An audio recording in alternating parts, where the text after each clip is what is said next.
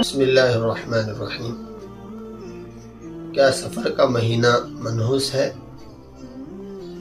بہت سے لوگ سفر کے مہینے کو منحوس سمجھتے ہیں، برا سمجھتے ہیں اور اس کو خراب مہینہ کہتے ہیں، اور اسی وجہ سے لوگ اس میں شادی بیاہ نہیں کرتے، نئی سواری نہیں خریدتے اور گھر نہیں بناتے، گھر کی افتتاح نہیں کرتے۔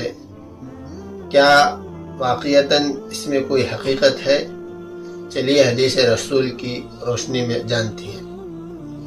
بخاری شریف کی روایت ہے، حضرت ابو ہریرہ رضی اللہ تعالیٰ عنہ بیان کرتے ہیں، رسول اللہ صلی اللہ علیہ وسلم نے فرمایا، لا عدوى ولا طیرۃ ولا حامۃ ولا سفر۔ اللہ کے نبی صلی اللہ علیہ وسلم اس حدیث میں فرماتے ہیں، لا عدوى کہ چھوت لگنا، یعنی بیماری کو اللہ کے ارادے اس کے حکم کے بغیر دوسروں کو لگ جانا، اس کی کوئی حقیقت نہیں۔ پھر آگے فرمایا، ولا طیرۃ، اور الو کی کوئی حقیقت نہیں۔ یعنی آج بھی بہت سارے لوگ جہاں کہیں کسی گھر پر الو بیٹھ جائے تو اسے منحوس سمجھتے ہیں، برا سمجھتے ہیں۔ آپ نے فرمایا کہ اس کی کوئی حقیقت نہیں۔ پھر آگے فرمایا، ولا حامۃ، اور حامہ کوئی شے نہیں ہے۔ حامہ کہتے ہیں کھوپڑی کو۔